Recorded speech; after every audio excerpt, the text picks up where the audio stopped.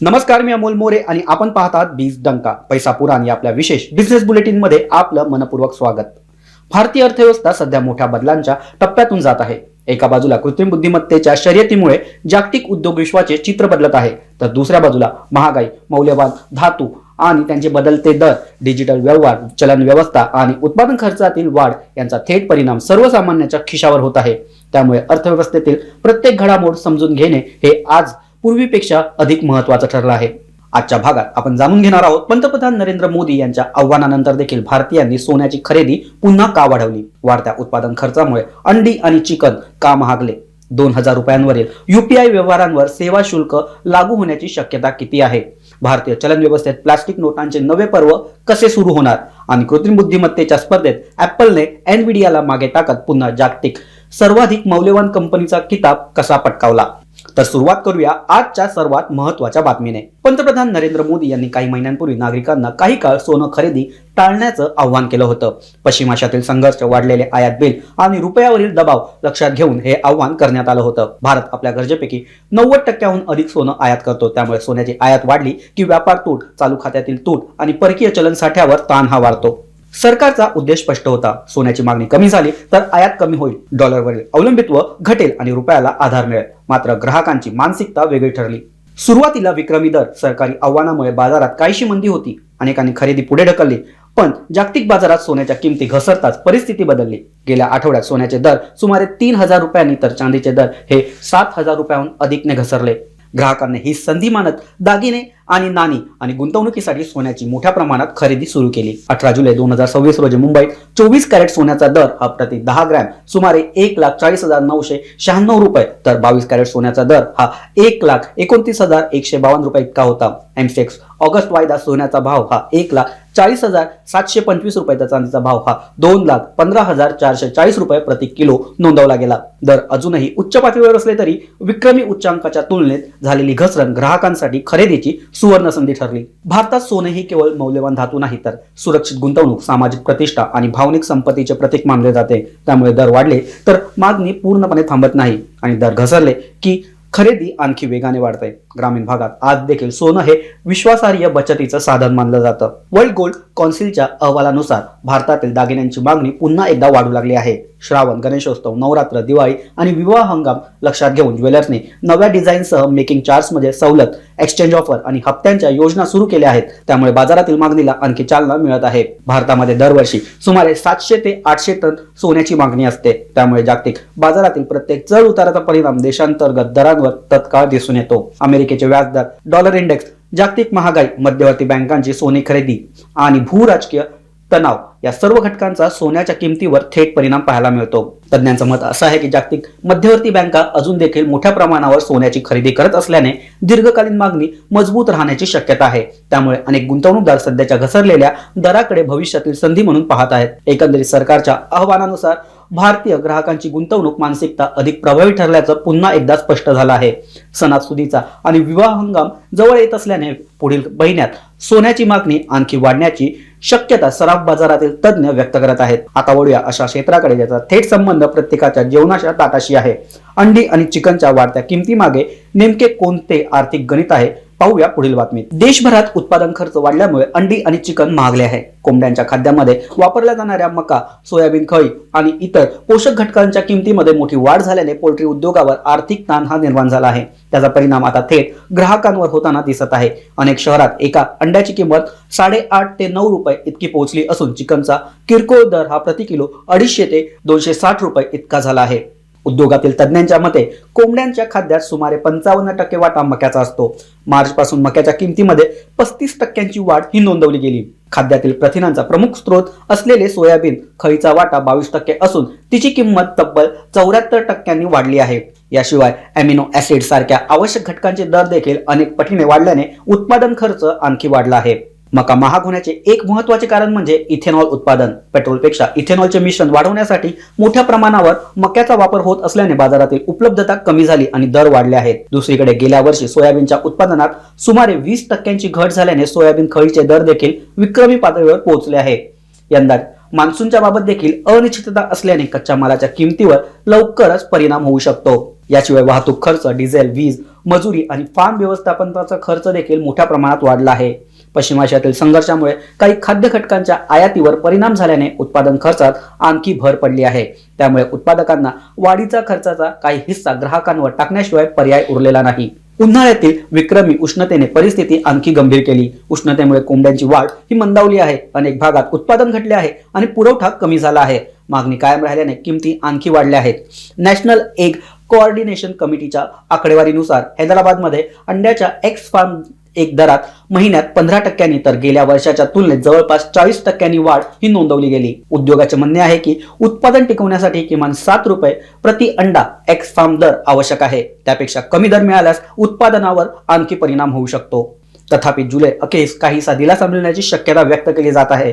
श्रावण महिन्यात उत्तर भारतात धार्मिक कारणामुळे अंडी आणि चिकनची मागणी काही प्रमाणात घटते. त्यामुळे दरात थोडी नरमाई येऊ शकते. मात्र मान्सून समाधानकारक झाला नाही किंवा मका आणि सोयाबीनचे दर उच्च पातळीवर राहिले तर वर्षाखेरीस अंडी आणि चिकन पुन्हा महाग होण्याची शक्यता तज्ज्ञांनी व्यक्त केली आहे. म्हणजेच आपल्या ताटातील अंडे आणि चिकन महाग होण्यामागे केवळ बाजारातील मागणी नाही तर शेतीपासून ऊर्जा धोरणापासून जागतिक व्यापारापासून हवामान बदलांपर्यंत अनेक आर्थिक साखळ्यांचा थेट परिणाम दडलेला आहे. आता अन्नधान्याच्या बाजारातून वळूया डिजिटल अर्थव्यवस्थेकडे. गेल्या काही वर्षात UPI ने देशातील पेमेंट व्यवस्थेत क्रांती घडवली आहे. चहाच्या टपरीपासून मोठ्या मॉलपर्यंत काही सेकंदात व्यवहार हे पूर्ण केले जात आहेत.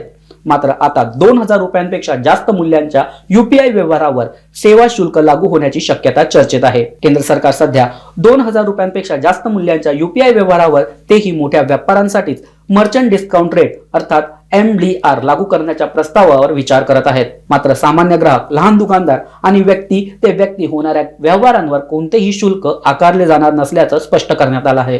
जानेवारी 2020 मध्ये UPI वरील व्यवहारांमधील MDR पूर्णपणे रद्द केला होता. त्यानंतर डिजिटल व्यवहारांमध्ये विक्रमी वाढ झाली. गुगल पे, फोन पे, पेटीएम आणि भीम सारख्या प्लॅटफॉर्मवरून दररोज कोट्यावधी व्यवहार होत असतात. मात्र या व्यवहारांच्या साठी सर्व्हर, सायबर सुरक्षा, नेटवर्क आणि तांत्रिक पायाभूत सुविधांवर मोठा खर्च हा होत असल्याने बँका आणि फिनटेक कंपन्या महसुलांचे शाश्वत मॉडेल मागत आहे. सूत्रांच्या माहितीनुसार वार्षिक उलाढाल 1 ते 1.5 कोटी रुपयांपेक्षा जास्त असलेल्या मोठ्या व्यापाऱ्यांकडे होणाऱ्या 2000 रुपयांवरील UPI व्यवहारामागे सुमारे 0.5% पर्यंत MDI आकारण्याचा प्रस्ताव हा विचाराधीन आहे. उदाहरणार्थ ग्राहकाने 3000 रुपयांचे UPI पेमेंट केल्यास त्याला कोणतेही अतिरिक्त शुल्क भरावे लागणार नाही. मात्र व्यापाऱ्याच्या खात्यात MDR वजा करून उर्वरित रक्कम ही जमा केली जाणार. संसदेच्या वित्तविषयक स्थायी समितीने देखील डिजिटल पेमेंट व्यवस्था दीर्घकाळ टिकवण्यासाठी महसुलाचे शाश्वत मॉडेल आवश्यक असल्याचं नमूद केलं आहे. सध्या सरकार, बँका, पेमेंट कंपन्या अनुदान देते, परंतु व्यवहारांची संख्या झपाट्याने वाढत असल्याने हा खर्च देखील सातत्याने वाढत आहे. त्यामुळे मोठ्या व्यापाऱ्यांकडून मर्यादित सेवा शुल्क आकारण्याचा पर्याय सरकार तपासत आहे. मात्र अद्याप कोणताही अंतिम निर्णय झालेला नाही. म्हणजे सामान्य ग्राहक आणि छोट्या व्यापाऱ्यांनी सध्या काळजी करण्याचं कोणतंच कारण नाही. मात्र भारताच्या डिजिटल पेमेंट व्यवस्थेची पुढील टप्प्यासाठी हा प्रस्ताव महत्त्वाचा ठरू शकतो. आता वळूया भारतीय चलन व्यवस्थेतील एका मोठ्या बदलाकडे. आपल्या खिशातील कागदी नोटा भविष्यात अधिक टिकाऊ आणि सुरक्षित पॉलिमर अर्थात प्लॅस्टिकच्या नोटांनी बदलल्या जाण्याची शक्यता निर्माण झाली आहे. भारतीय रिझर्व्ह बँकेने 10 आणि 20 रुपयांच्या पॉलिमर नोटांचा पायलट प्रकल्प सुरू करण्याची तयारी सुरू केली आहे. त्यासाठी विशेष सुरक्षा वैशिष्ट्यांनी युक्त पॉलिमर स्ट्रॅप्स पुरवण्यासाठी जागतिक उत्पादनाकडून एक्सप्रेशन ऑफ इंटरेस्ट मागवण्यात आले आहे. सध्या भारतातील नोटा कापूस आधारित विशेष कागदावर छापल्या जातात. मात्र सततच्या वापरामुळे त्या लवकर झिजतात, फाटतात आणि खराब देखील होतात. विशेषतः कमी मूल्याच्या नोटा मोठ्या प्रमाणावर वापरात असल्याने त्या वारंवार बदलण्याची गरज ही भासते. त्यावर मोठा खर्च देखील केला जातो. याउलट पॉलिमर नोटा या अधिक टिकाऊ, जलरोधक आणि लवचिक असतात. त्या सहज फाटत नाही. त्यांचे आयुष्य अगदी कागदी नोटाच्या तुलनेत 2.5 पट अधिक असतं. त्यामुळे आंतरराष्ट्रीय अनुभवातून हे दिसून आले आहे की त्या दीर्घकाळ टिकतात आणि चलन छपाईचा खर्च देखील कमी होऊ शकतो. या नोटांचा सर्वात मोठा फायदा म्हणजे सुरक्षा. पॉलिमर नोटांमध्ये पारदर्शक विंडो, अत्याधुनिक हेलोग्राम, मायक्रो प्रिंटिंग आणि इतर प्रगत सुरक्षा वैशिष्ट्य समाविष्ट करता येतात. त्यामुळे बनावट नोटा तयार करणं अधिक कठीण होते. Australia, Canada, Britain, New Zealand, Singapore, Malaysia यासह अनेक देशांमध्ये पॉलिमर नोटा यशस्वीपणे वापरल्या जात आहेत. त्यांचा अनुभव या आधारावर भारतात देखील सुरुवातीला कमी मूल्याच्या नोटापासून तयारी केली जाणार आहे. मात्र याचा अर्थ कागदी नोटा तातडीने बंद होणार आहेत असा अजिबात नाही. सुरुवातीला हा केवळ मर्यादित पायलट प्रकल्प असून त्यांच्यानुसार पुढील निर्णय घेतले जाणार आहेत.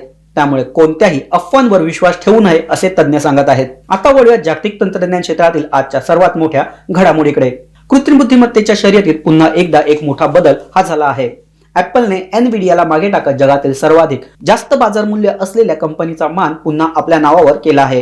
गेल्या काही महिन्यांपासून एआय चिप्सच्या वाढत्या मागणीमुळे एनव्हिडियाने जागतिक शेअर बाजारात वर्चस्व राखले होते. मात्र गुंतवणूकदारांचा कल बदलताच ऍपलने बाजार मूल्य वाढले आणि $4.88 ट्रिलियन वर त्यांचे बाजार मूल्य पोहोचले असून एनव्हिडियाचे बाजार मूल्य $4.86 ट्रिलियन वर आले आहे. हा केवळ क्रमांक बदल नाही तर कृत्रिम बुद्धिमत्तेच्या पुढील टप्प्याची दिशा दर्शवणारा महत्वाचा संकेत मानला जातो. एआयच्या क्षेत्रात एनव्हिडियाचे स्थान आजही भक्कम आहे.